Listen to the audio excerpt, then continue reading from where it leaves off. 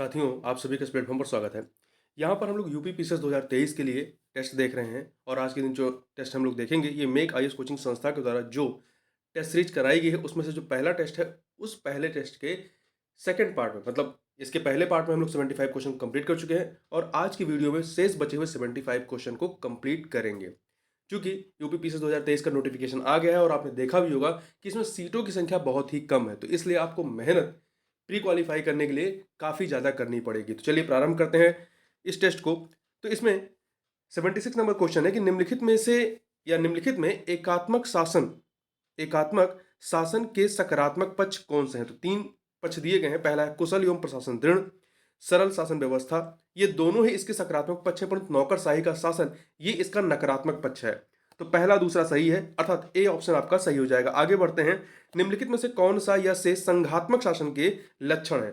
संघात्मक शासन की बात कर रहा है। तो देखिए इसमें लिखित कठोर एवं सर्वोच्च संविधान, शक्तियों का विभाजन एवं स्वतंत्र न्यायपालिका, ये तीनों के तीनों संघात्मक शासन व्यवस्था के लक्षण हैं। तो यहां पर डी ऑप्शन 1, 2, 3 सही हो जाएगा। आगे बढ़ते हैं। निम्नलिखित कथनों पर विचार कीजिए। दो कथन दिए गए हैं, पहला है और बताने इनमें से कौन सा सही है या कौन सा या से सही है। पहला कथन है कि सर्वप्रथम ब्रिटिश संविधान में प्रस्तावना को सम्मिलित किया गया था। नहीं, पहले सबसे सर्वप्रथम जो है अमेरिकी संविधान में प्रस्तावना को सम्मिलित किया गया था। तो पहला कथन आपका गलत हो जाता है। दूसरा, भारतीय संविधान की प्रस्तावना पंडित जवाहरलाल नेहरू द्वारा प्रारूपित और संविधान सभा द्वारा स्वीकृत उद्देश्य प्रस्ताव पर आधारित है। यह कथन सही है, तो बी ऑप्शन आपका सही हो जाएगा। केवल 2। आगे बढ़ते हैं। क्वेश्चन नंबर 79 देखते हैं। निम्नलिखित में से किसने भारतीय संविधान की प्रस्तावना को संविधान का परिचय पत्र कहा? किसने कहा था? तो ये कथन था एन पालकीवाला का प्रख्यात न्यायविद एवं संविधान विशेषज्ञ एन पालकीवाला ने प्रस्तावना को संविधान का परिचय पत्र कहा। आगे बढ़ते क्वेश्चन नंबर 80 देखते हैं। निम्नलिखित कथनों पर विचार करना है। दो कथन दिए गए हैं, बताना इनमें से कौन सा या से कथन सही है। पहला कथन है कि लोकतांत्रिक शब्द का अर्थ है कि संविधान की स्थापना एक सरकार के रूप में होती है जिसे चुनाव के माध्यम से लोगों द्वारा निर्वाचित होकर अधिकार प्राप्त होते हैं। यह कथन सही है। दूसरा, प्रस्तावना में लोकतांत्रिक शब्द 42वें संविधान संशोधन 1976 के द्वारा जोड़ा गया था। नहीं, लोकतांत्रिक नहीं, धर्मनिरपेक्ष जो शब्द था उसको जोड़ा गया था। ठीक है, लोकतांत्रिक शब्द पहले से इसमें था। तो इस प्रकार से आपका जो पहला कथन है वो सही है, दूसरा कथन आपका सही नहीं है, तो ए ऑप्शन आपका सही हो जाएगा। आगे बढ़ते हैं। निम्नलिखित कथनों पर विचार कीजिए। दो कथन दिए गए, बताना है कौन सा या से कथन सही है। पहला कथन है कि एक गणतंत्र देश में राज्य का प्रमुख प्रत्यक्ष या परोक्ष रूप से लोगों द्वारा चुना जाता है। यह कथन पूरी तरीके से सही है। दूसरा, एक गणतंत्र में राजनीतिक संप्रभुता एक राजा की बजाय लोगों के हाथों में निहित होती है। यह भी कथन आपका सही है। दो के दोनों कथन सही है, सी ऑप्शन आपका सही हो जाएगा। आगे बढ़ते हैं। भारतीय संविधान की प्रस्तावना में निम्नलिखित में से किस न्याय का उल्लेख नहीं किया गया है?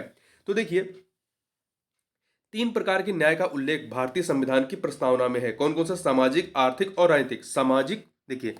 सामाजिक, आर्थिक और राजनीतिक न्याय की बात की गई, परंतु धार्मिक न्याय की बात इसमें नहीं की गई है, तो बी वाला ऑप्शन आपका सही नहीं है। आगे चलते हैं। क्वेश्चन नंबर 83 देखते हैं। भारतीय संविधान की प्रस्तावना में कितने प्रकार की स्वतंत्रता का उल्लेख किया गया है?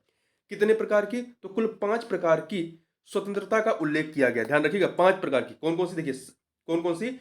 विचार, अभिव्यक्ति, विश्वास, धर्म और उपासना। ध्यान रखिएगा 3 प्रकार के न्याय की बात की गई है, सामाजिक, आर्थिक और राजनीतिक, और 5 प्रकार की स्वतंत्रता की बात की गई है, विचार, अभिव्यक्ति, विश्वास, धर्म और उपासना, और वहीं समता की, प्रतिष्ठा और अवसर की समता की बात की गई है।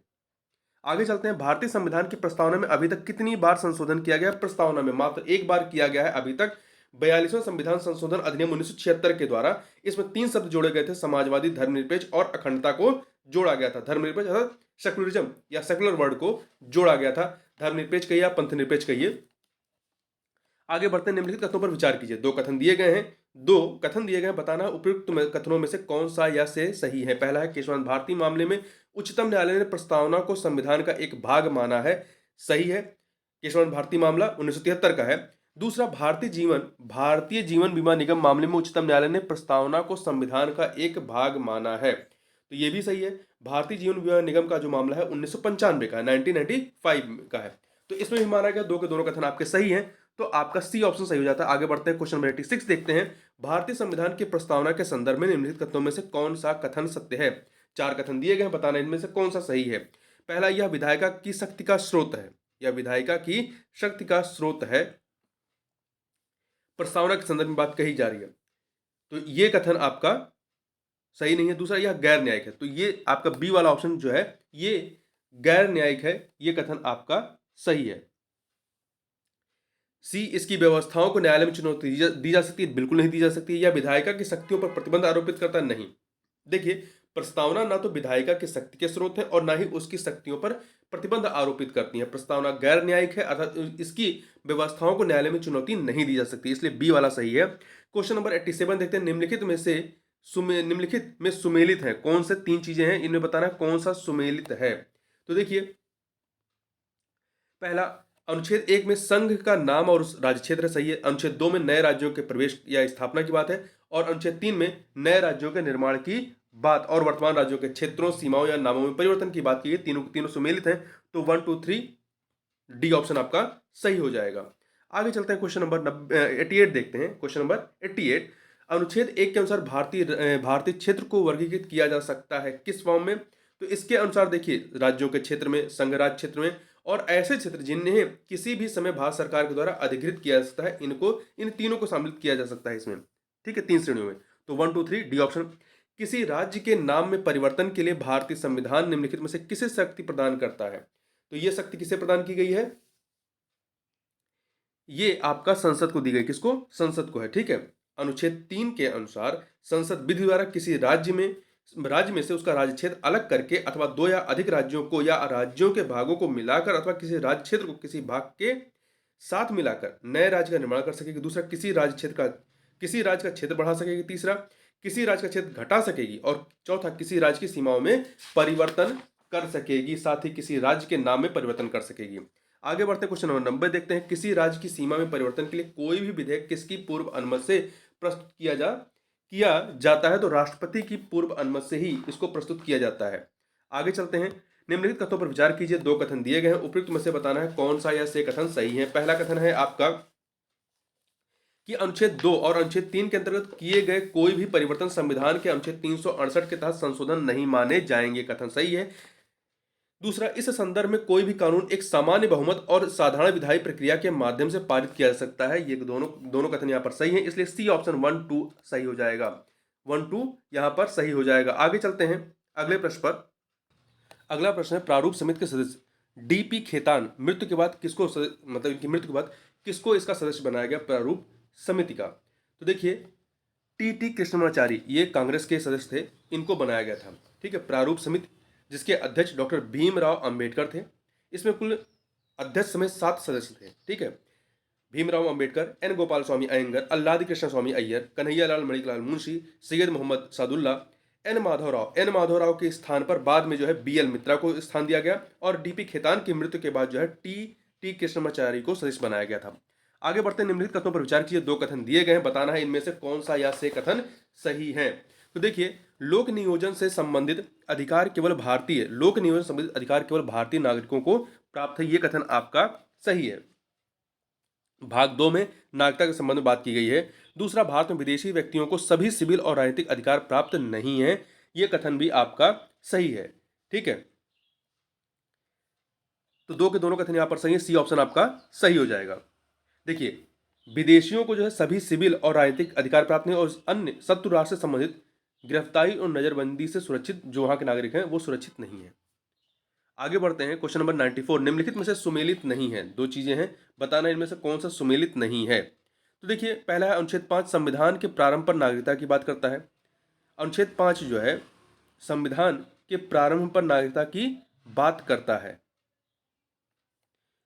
तो इसमें एक सेकंड, तो यहां पहला वाला कथन आपका सही है, पहला सही। दूसरा, अनुच्छेद 6 भारत के बाहर रहने वाले भारतीय मूल के कुछ व्यक्तियों को के नागरिकता के अधिकार, ये अनुच्छेद 6 में नहीं, अनुच्छेद 8 में ये बात है। ठीक है, भारत के बाहर रहने वाले भारतीय मूल के कुछ व्यक्तियों के नागरिकता के अधिकार। तो यहाँ पे पहला वाला गलत है, पहला सुमेलित नहीं, दूसरा वाला एक सेकंड, पहला सुमेलित है, दूसरा सुमेलित नहीं है, तो ए ऑप्शन आपका सही हो जाएगा। नहीं, एक सेकंड, पूछा है कौन सा सुमेलित नहीं है, कौन सा सुमेलित नहीं है, तो पहला तो सुमेलित है ना, दूसरा सुमेलित नहीं है, तो यहाँ पे बी ऑप्शन सही हो जाएगा। आगे चलते हैं, क्वेश्चन नंबर 95 देखते हैं। निम्नलिखित में से किस अनुच्छेद में नागरिकता के अधिकार या अधिकार का विधि द्वारा विनियमन किए जाने संबंधी प्रावधान किए गए हैं। तो किसमें किया गया है, अनुच्छेद 10 में, एक सेकंड, नहीं, अनुच्छेद 11 में किया गया, अनुच्छेद 11 में किया गया है। आगे बढ़ते हैं, क्वेश्चन नंबर 96 देखते हैं। तो इसमें है निम्नलिखित में से कौन नागरिकता के अधिकार विनियमन संबंधी प्राधिकारी है? तो कौन है? तो आपका संसद है। ठीक है, 96 का ए, संसद। अनुच्छेद 11 में कहा गया कि संसद द्वारा नागरिकता के अधिकार का विधि द्वारा विनियमन किया जाना।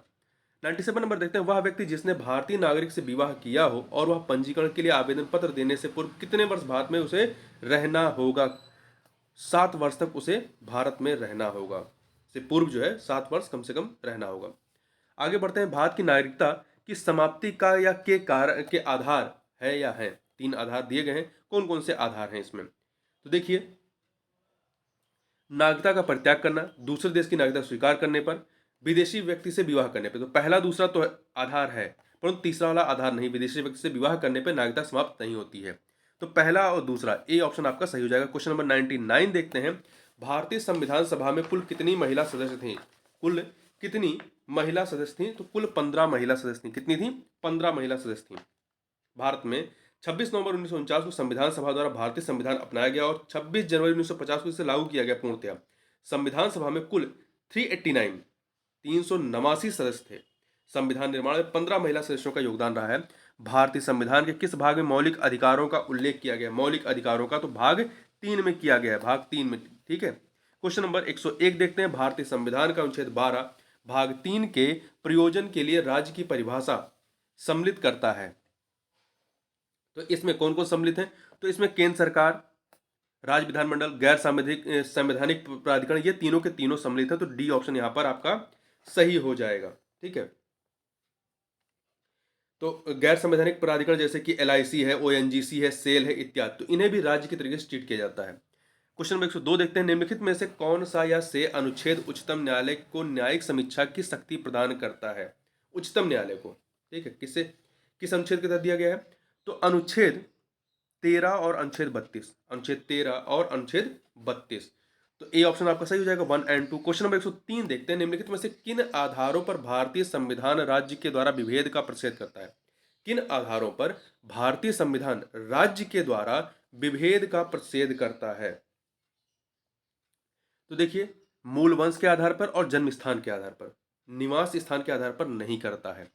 तो आपका, और ये किसमें बताया गया है? आर्टिकल 16 में। तो 1 और 2, ए ऑप्शन आपका सही हो जाएगा।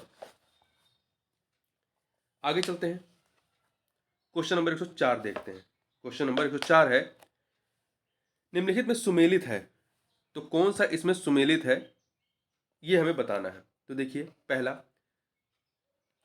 अनुच्छेद 16(1) नियोजन संबंधी विषयों में अवसर की समता, नहीं, ये सही नहीं है। अनुच्छेद 16(3), अनुच्छेद, एक सेकेंड, अनुच्छेद 16(3) में क्या है?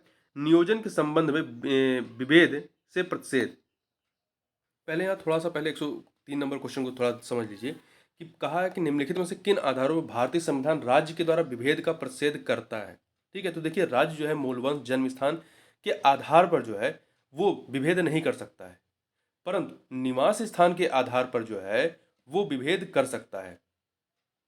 16(3) में कहा गया है कि इस अनुच्छेद के तहत राज्य नौकरियों में निवास के आधार पर विभेद कर सकता है। कुछ रोजगार किसी क्षेत्र के निवासियों के लिए आरक्षित कर सकता है, राज्य नियुक्ति के लिए आरक्षण की व्यवस्था कर सकता है। तो इसलिए आपका यहां पर जो है ए ऑप्शन 1 और 2 सही है।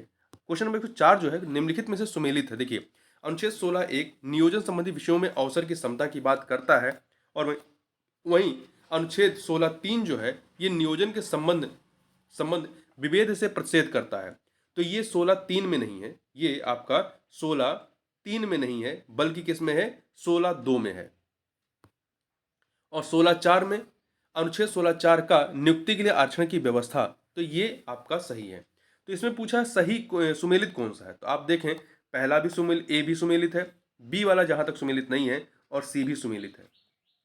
आगे चलते हैं, 105 नंबर, निम्नलिखित कथनों पर विचार कीजिए। निम्नलिखित कथनों पर विचार कीजिए, 2 कथन दिए गए, बताना उपयुक्त कथनों में से कौन सा या से सही है। पहला, भारत के संविधान का अनुच्छेद 18 उपाधियों के अंत से संबंधित है, ये कथन सही है। दूसरा, इसके अनुसार राज्य सेना या विद्या संबंधी सम्मान के अतिरिक्त कोई अन्य उपाधि प्रदान नहीं करेगा, ये 2 के दोनों कथन सही है। सी ऑप्शन आपका सही हो जाएगा।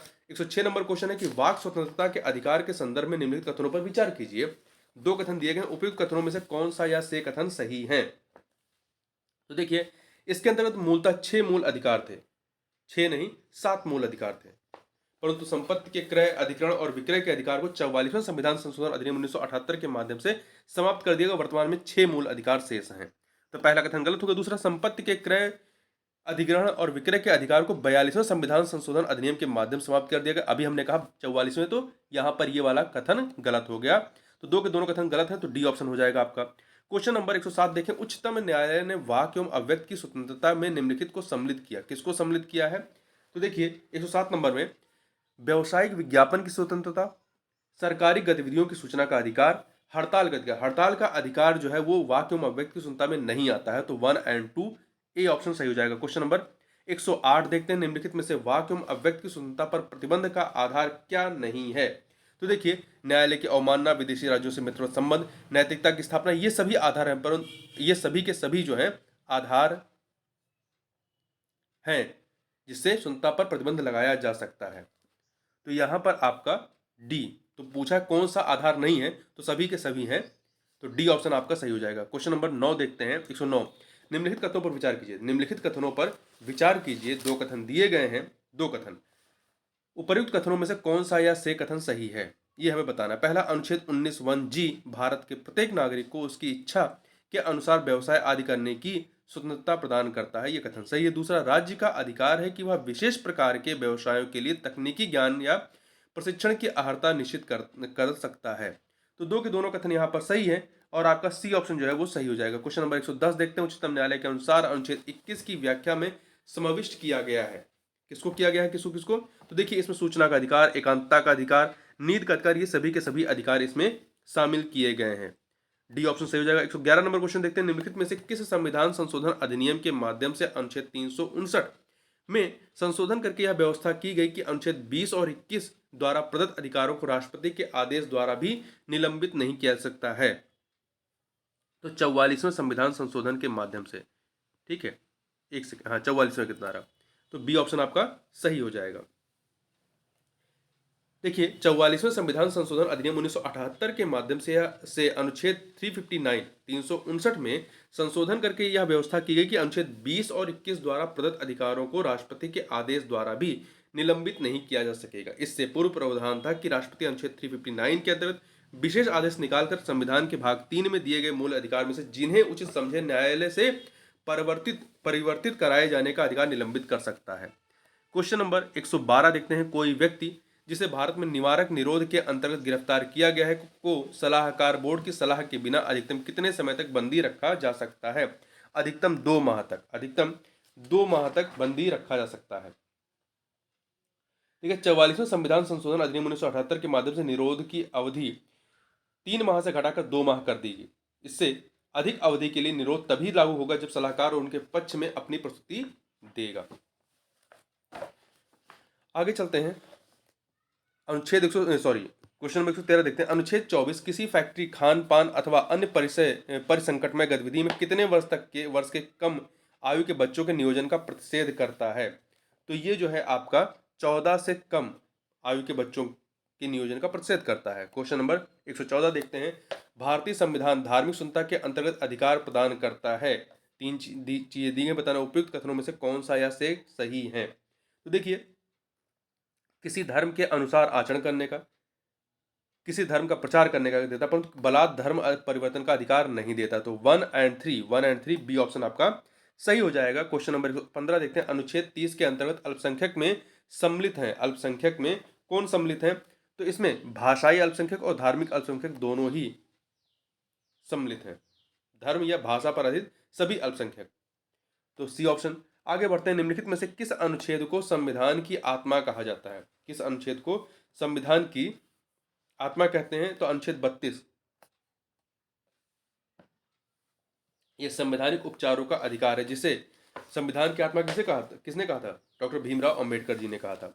आगे चलते हैं, क्वेश्चन नंबर 117 देखते हैं, निम्नलिखित में से किस रिट का अर्थ है शरीर को प्रस्तुत किया जाए? तो ये है आपका बंदी प्रत्यक्षीकरण, हेवियस कॉर्पस, बी ऑप्शन। परमादेश रिट जारी की जा सकती है किसके लिए? तो इनमें से बताना है कौन सा कोर्ट आपका सही है। तो परमादेश मैंडमस जो है आपका अधीनस्थ न्यायालयों के विरुद्ध और सार्वजनिक संस्थाओं के विरुद्ध संविदात्मक दायित्व को लागू करने के विरुद्ध नहीं किया जा सकता है। ठीक है। देखिए परमादेश का अर्थ होता है हम आदेश देते हैं। यह रिट तब जारी की जाती है जब न्यायालय को लगता है कि कोई सार्वजनिक अधिकारी, न्यायालय अथवा निगम अपने कार्यों या संवैधानिक दायित्वों को करने में असफल रहता है। इस प्रकार यह न केवल सार्वजनिक संस्थाओं अपितु अधीनस्थ न्यायालयों के विरुद्ध भी जारी किया जा सकता है। यह रिट किसके विरुद्ध नहीं जारी की जा सकती है? निजी व्यक्तियों या इकाई के विरुद्ध, संविदात्मक दायित्व को लागू करने के विरुद्ध, जब कर्तव्य विवेकानुसार हो तब भी नहीं कर सकती है, और भारत के राष्ट्रपति और राज्यों के राज्यपाल के विरुद्ध नहीं कर सकती है। तो 1 एंड 3 सही है, तो बी ऑप्शन आपका सही हो जाएगा। क्वेश्चन नंबर 119 देखते हैं। निम्नलिखित कथनों पर विचार कीजिए। दो कथन दिए गए हैं, बताना उपयुक्त कथनों में से कौन सा या से सही है। अनुच्छेद 33 संविधान के भाग 3 का अपवाद है। अनुच्छेद 33 संविधान के भाग 3 का अपवाद है, ये कथन सही है। दूसरा, अनुच्छेद 33 के अंतर्गत संसद एवं राज्य विधानमंडल दोनों को विधि बनाने की शक्ति दी गई है। नहीं, संसद को शक्ति दी गई है। ठीक है, तो पहला कथन सही, दूसरा गलत है, तो ए ऑप्शन यहाँ पर सही हो जाएगा। देखिए आर्टिकल 33 इस भाग द्वारा प्रदत्त अधिकारों का बलों जो फोर्सेस हैं, आर्मी फोर्सेस हैं आदि को लागू होने में रूपांतरण करने की संसद की शक्ति है इसके तहत। ठीक है, तो यहाँ पर क्वेश्चन नंबर 119 का ए ऑप्शन सही हो जाएगा। आगे चलते हैं, 120 नंबर देखते हैं। निम्नलिखित में से कौन से मूल अधिकार भारतीय नागरिकों एवं विदेशियों दोनों को प्राप्त हैं? कौन कौन से हैं? तो देखिए आपका अनुच्छेद 14 और अनुच्छेद 23। 14 है विधि के समक्ष समता और 23 है मानव दुर्व्यापार और बलात् श्रम का प्रतिषेध। 30 में चूंकि क्या है, 30 में जो है धार्मिक स्वतंत्रता की बात की गई है, तो अनुच्छेद 30 इसके तहत नहीं आएगा, वो नागरिकों को कुल प्राप्त है। तो 1 एंड 3, एक सेकेंड, नहीं, हाँ 1 एंड 2 ए ऑप्शन। 121 नंबर देखते हैं। भारतीय संविधान के किस भाग में नीति निषेध तत्वों का वर्णन किया गया है? भाग 4 में। किस में किया गया? भाग 4 में किया गया है।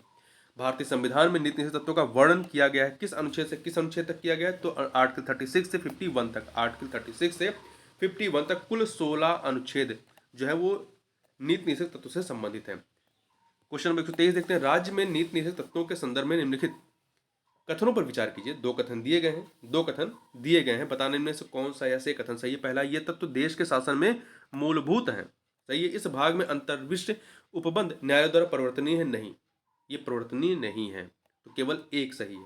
पहला वाला ए ऑप्शन जो है सही हो जाएगा। आगे बढ़ते हैं। भारतीय संविधान का कौन सा अनुच्छेद समान न्याय और निःशुल्क विधिक सहायता प्रदान करता है? 39 का, 39 का। ठीक है, समान न्याय और निःशुल्क विधिक सहायता, इसे 42वें संविधान संशोधन अधिनियम 1976 के द्वारा जोड़ा गया था। आगे बढ़ते हैं। निम्नलिखित में से कौन सा अनुच्छेद राजनीतिक विकेंद्रीकरण की व्यवस्था करता है? राजनीतिक विकेंद्रीकरण की, तो जो आर्टिकल 40 है, अनुच्छेद 40, ये ग्राम पंचायतों के संगठन की बात करता है। तो एक प्रकार से किसकी बात कर रहा है? ये जो है आपका राजनीतिक विकेंद्रीकरण की बात कर रहा है, क्योंकि एक नया स्तर केंद्र, राज्य और फिर स्थानीय स्तर पर सरकारों की बात कर रहा है। आगे बात करते हैं। निदेशक तत्व सामाजिक क्रांति के उद्देश्यों की प्राप्ति का माध्यम है। निदेशक तत्व जो नीति निदेशक तत्व है वो सामाजिक क्रांति के उद्देश्यों की प्राप्ति का माध्यम है। ये किसका कथन है? ये कथन किसका है? तो ग्रेनविले आस्टिन का कथन है। 127 नंबर देखते हैं। निम्नलिखित में से कौन सा या से भारतीय संविधान में वर्णित नीति से तत्वों के रूप में सम्मिलित है? तीन चीजें दी गई, बताना है सम्मिलित है। ठीक है, एक सेकेंड, इसमें हमें सही वाले बताने हैं। तो देखिए पहला है, राज्य अपनी आर्थिक सामर्थ्य और विकास की सीमाओं के भीतर काम पाने के अधिकार को बंद करेगा, सही है। राज्य बेकारी, बुढ़ापा, बीमारी और निःशक्तता की स्थिति में लोक सहायता पाने के अधिकार को बंद करेगा, ये भी सही है। पहला दूसरा सही। तीसरा, राज्य अपनी आर्थिक सामर्थ्य और विकास की सीमाओं के भीतर शिक्षा पाने के अधिकार को बंद करेगा, ये भी सही है। तीन के तीनों यहाँ पर सही हैं। ठीक है, यहाँ पे गलत लिखा हुआ सही नहीं है, यहाँ सही होना चाहिए था, तो डी ऑप्शन सही हो जाएगा। आगे बढ़ते हैं। निम्नलिखित में सुमेलित कौन से है या है? तीन चीजें दी गई हैं, बताना कौन सा इसमें सुमेलित है। तो देखिए इसमें अनुच्छेद 41 प्रस्तुति सहायता का उपबंध, ये 41 में नहीं है, 42 में है। 42 में काम की न्याय संगतता और मानवोचित दशाओं का तथा प्रस्तुति सहायता का उपबंध किया गया है, तो पहला वाला आपका सही नहीं है। दूसरा, अनुच्छेद 42 काम की न्याय संगतता और मानवोचित दशाओं का उपबंध, अभी हमने बात की, यह सही है। अनुच्छेद 43 कुटीर उद्योगों के प्रोत्साहन के संबंध में है। कुटीर उद्योगों के प्रोत्साहन के संबंध में है। कर्मकारों के लिए निर्वाह मजदूरी इत्यादि की बात इसमें कही गई है। तो दूसरा तीसरा सही है, तो सी ऑप्शन आपका सही हो जाएगा। आगे बढ़ते हैं क्वेश्चन नंबर 129। निम्नलिखित में से किसने कहा था कि नीति निश्चय तत्वों का राज्य के प्राधिकारियों के लिए शैक्षिक महत्व है? ये कथन किसका रहा है? बी एन राव का। बी एन राव का। आगे देखते हैं, निम्नलिखित में से किस संविधान संशोधन के माध्यम से उद्योगों के प्रबंध में कर्मकारों का भाग लेना सुनिश्चित किया गया? तो 42वां संविधान संशोधन अधिनियम 1976 के माध्यम से 43 का जोड़ा गया, 43 का जोड़ा गया, जिसमें उद्योगों के प्रबंध में कर्मकारों के भाग लेने को सुनिश्चित किया गया। 131 राज्य के नीति निश्चित तत्वों के संदर्भ में निम्नलिखित कथनों पर विचार कीजिए। दो कथन दिए गए हैं, उपयुक्त कथनों में से कौन सा या से सही है ये बताना है हमें। तो देखिए, पहला है भारतीय संविधान के अनुच्छेद 43 में राज्य सरकारी समितियों के गठन एवं प्रबंधन का प्रावधान नहीं, 43 में नहीं है, 43 खा में है। 43 खा में राज्य सहकारी समितियों के गठन, प्रबंधन और संपादन में अभिवृद्धि करने का प्रयास किया गया है। तो पहला कथन आपका गलत हो गया। दूसरा, इस प्रावधान को 86वें संविधान संशोधन द्वारा जोड़ा गया था, नहीं, 97वें संविधान संशोधन 2011 के द्वारा जोड़ा गया था। दो के दोनों कथन गलत है, डी ऑप्शन सही हो जाएगा। क्वेश्चन नंबर 132 देखते हैं। निम्नलिखित दो सूचियां दी गई हैं, इन्हें हमें क्या करना है? सुमेलित करना है। इसे हमें सुमेलित करना है। तो देखिए, अनुच्छेद 44 ये समान सिविल संहिता की बात करता है, तो 4 से मिला दीजिए। 45 जो है ये निःशुल्क शिक्षा की बात करता है, तो 3 से मिलाइए। अनुच्छेद 46 ये अनुसूचित जातियों और अनुसूचित जनजातियों और अन्य दुर्बल वर्गों के शिक्षा और अर्थ संबंधी हितों की अभिवृद्धि की बात करता है, तो 2 से मिला दीजिए। और अनुच्छेद 47 लोक स्वास्थ्य का सुधार, पोषाहार स्तर और जीवन स्तर को ऊंचा करने तथा लोक स्वास्थ्य सुधार करने का राज्य के कर्तव्य के बारे में बात करता है, तो 1 से मिला दीजिए। तो 4 3 2 1 अर्थात डी ऑप्शन सही हो जाएगा। आगे बढ़ते हैं। निम्नलिखित में सुमेलित है या है? 3 चीजें दी गई हैं, बताना है कौन सा। तो देखिए, पहला अनुच्छेद 48 पशुवध का प्रतिषेध करता है, ये कथन आपका सही है। अनुच्छेद 49 पर्यावरण का संरक्षण, तो पर्यावरण का संरक्षण 49 में नहीं दिया गया है, ठीक है। अनुच्छेद 50 निःशुल्क विधिक सहायता, ये भी इसमें नहीं है। तो आप कमेंट बॉक्स में बता सकते हैं कि पर्यावरण का संरक्षण और निःशुल्क विधिक सहायता किस आर्टिकल में है। तो यहाँ पर ए ऑप्शन ही केवल आपका सही है। आगे बढ़ते हैं। क्वेश्चन नंबर 134, किस संविधान संशोधन द्वारा यह व्यवस्था की गई कि राज्य पर्यावरण का संरक्षण तथा संवर्धन और वन तथा वन्य जीवों की रक्षा का उपबंध करेगा? तो ये 48 का में कहा गया है, 48 का में, और इसको 42वें संविधान संशोधन अधिनियम 1976 के द्वारा जोड़ा गया। B option. निम्नलिखित में सुमेलित है या है? 3 चीजें दी गई हैं, बताना है। तो पहला है 49 में राष्ट्रीय महत्व के स्मारकों, स्थानों और वस्तुओं के संरक्षण की बात की गई है। अनुच्छेद 50 में कार्यपालिका से न्यायपालिका के पृथक्करण की बात की गई है। 51 में अंतर्राष्ट्रीय शांति और सुरक्षा की अभिवृद्धि की बात की गई है। तीनों सही है, तो यहाँ पे डी ऑप्शन सही हो जाएगा। 136 देखते हैं। निम्नलिखित में से किस समिति की सिफारिश पर भारतीय संविधान में मूल कर्तव्यों का समावेश किया गया? मूल कर्तव्यों का समावेश किया गया किसके माध्यम से? तो ये किया गया था आपका सरदार स्वर्ण सिंह समिति के माध्यम से। 137 देखते हैं। भारतीय संविधान के किस भाग में मूल कर्तव्य का वर्णन किया गया है? तो भाग 4 का में। भाग 4 का में 42वें संविधान संशोधन अधिनियम 1976 के माध्यम से जोड़ा गया। भाग 4 का में अनुच्छेद 51 का के तहत जोड़ा गया है। आगे चलते हैं। 138 वर्तमान में भारतीय संविधान में वर्णित मूल कर्तव्यों की संख्या कितनी है? तो कुल 11 है। कितनी है? 11। भारतीय संविधान में वर्णित मूल कर्तव्यों के संदर्भ में निम्नलिखित तथ्यों पर विचार कीजिए। दो कथन दिए गए, बताना इनमें से कौन सा या से सही है। पहला है इन्हें पूर्व सोवियत संघ के संविधान से लिया गया है, ये कथन आपका सही है। दूसरा, ये भारतीय नागरिकों एवं विदेशों दोनों के लिए है, नहीं, ये केवल भारतीय नागरिकों के लिए है, न कि विदेशियों के लिए। तो पहला कथन सही, दूसरा गलत है। आगे चलते हैं। नीचे कथन कारण का प्रश्न है। तो कथन है आपका कि मूल अधिकार अपरिवर्तनीय है, मूल कर्तव्य अपरिवर्तनीय है, सही है। संविधान में सीधे न्यायालय के माध्यम से उनके क्रियान्वयन की व्यवस्था नहीं की गई है। तो कथन कारण दोनों सही और व्याख्या भी हो रही, ए ऑप्शन आपका सही हो जाएगा। आगे चलते हैं। क्वेश्चन नंबर 141 देखते हैं। निम्नलिखित में से कौन सा एक भारतीय संविधान में वर्णित मौलिक कर्तव्य नहीं है? तो देखिए, संविधान का पालन करना, कर देना, समान भातृत्व की भावना का निर्माण, प्राकृतिक पर्यावरण की रक्षा एवं सुरक्षा करना, तो इसमें कर देना ये आपका मौलिक कर्तव्य के तहत नहीं आता है। आगे चलते हैं। 142 देखते हैं। हमारे अधिकारों का सही स्रोत हमारे कर्तव्य होते हैं, और यदि हम अपने कर्तव्यों का सही ढंग से निर्वाह करेंगे तो हमें अधिकार मांगने की आवश्यकता नहीं होगी। ये कथन किसका रहा है? तो ये कथन जो है महात्मा गांधी का था। किसका था? महात्मा गांधी का। 143 देखते हैं, भारतीय संविधान में मौलिक कर्तव्यों का समावेशन किया गया था। कब किया गया था?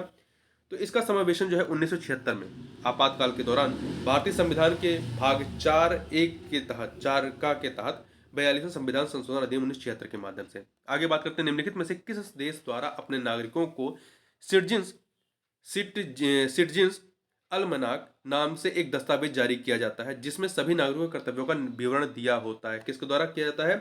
तो ये जारी किया जाता है संयुक्त राज्य अमेरिका के द्वारा। आगे बात करते हैं 145, निम्नलिखित में से किस समिति का उद्देश्य प्रत्येक शिक्षण संस्थान में मौलिक कर्तव्यों को लागू करने और सभी विद्यालयों में इन कर्तव्यों को सिखाने के लिए दुनिया भर में शुरू किए गए कार्यक्रम हेतु एक रणनीतिक और कार्यप्रणाली तैयार करना था? तो ये था वर्मा समिति का। वर्मा समिति गठित की गई थी 1998 में, 1998 में इसका कार्य था। आगे बात करते हैं 146 नंबर क्वेश्चन देखते हैं, 42वें संविधान संशोधन का संबंध किससे है? अनुच्छेद 39A से और अनुच्छेद 43A से, इन दोनों से है। तो 1 और 2, 43 खा से नहीं है। 43 खा का संबंध जो है ये आपका 44वें संविधान संशोधन से है। ठीक है। अगला है, इनका उद्देश्य लोगों के लिए सामाजिक आर्थिक न्याय सुनिश्चित करना और भारत को कल्याणकारी राज्य के रूप में स्थापित करना है। उपयुक्त संदर्भ किसका है? तो ये संदर्भ किसका है? राज्य के नीति निषेध सिद्धांतों का। 148 देखते हैं, समाजवादी सिद्धांतों पर आधारित नीति निषेध तत्व हैं कौन से? तो इसमें देखिए आपका 41, 42 और 43 तीनों के तीनों जो है समाजवादी सिद्धांतों पर आधारित नीति निषेध तत्व। देखिए 41 में क्या है? बेरोजगारी, बुढ़ापा, बीमारी और विकलांगता के मामले में कार्य करने, शिक्षा पाने और सार्वजनिक सहायता पाने का अधिकार सुनिश्चित करना। 42 में राज्य जो है काम की न्यायसंगत और मानवीय परिस्थितियों को सुनिश्चित करने एवं मातृत्व राहत के लिए प्रावधान करेगा। ये 42 में है। 43 में क्या है? राज्य सभी कामगारों के लिए निर्वाह योग्य मजदूरी और एक उचित जीवन स्तर सुनिश्चित करने का प्रयास करेगा। ये सभी जो है किस पे आधारित हैं? समाजवादी सिद्धांतों पर। तो इसलिए डी ऑप्शन यहां पर सही है। इसके अतिरिक्त 43A, 47 और आपका 39 और 38 भी जो है समाजवादी सिद्धांतों पर आधारित नीति निषेध सिद्धांत हैं या तत्व हैं। 49 देखते हैं, 149, निम्नलिखित में से कौन सा या से निदेशक तत्व गांधीवादी सिद्धांतों पर आधारित हैं? तो कौन से हैं? ग्राम पंचायतों का गठन, कुटीर उद्योगों को बढ़ावा देने का प्रयास, सहकारी समितियों के स्वैच्छिक गठन। ये तीन जो है आपके ग्राम पंचायतों का गठन ये 40 में है, और कुटीर उद्योगों को बढ़ावा देने का प्रयास 43 में है, सहकारी समितियों के स्वैच्छिक गठन 43B में है। ये सभी के सभी जो है गांधीवादी सिद्धांतों पर आधारित रहे हैं। तो 1, 2, 4 अर्थात सी ऑप्शन। इसके अतिरिक्त आप देखें, इसके अतिरिक्त 46 जो है समाज के कमजोर वर्गों विशेषकर SC ST शैक्षिक और आर्थिक हितों को बढ़ाना। 47 में सार्वजनिक स्वास्थ्य में सुधार, नशा सेवन पर रोक। 48 में गायों, बछड़ों और अन्य दुधारू पशुओं के वध पर रोक लगाने तथा मवेशियों को पाले उनकी नस्लों में सुधार करने के लिए, ये सभी के सभी गांधीवादी सिद्धांतों पर आधारित हैं। क्वेश्चन नंबर 150 देखते हैं, नीति निषेध तत्वों का बहुत बड़ा मूल्य है। ये भारतीय राज्य व्यवस्था के लक्ष्य आर्थिक लोकतंत्र को निर्धारित करते हैं, जैसा कि राजनीतिक लोकतंत्र में प्रकट होता है। ये कथन किसका है? तो ये कथन जो है KT शाह का है। किसका है? KT शाह का है। तो इस प्रकार से इस वीडियो में बस इतना ही। मिलते हैं नेक्स्ट वीडियो में, तब तक के लिए बहुत बहुत धन्यवाद।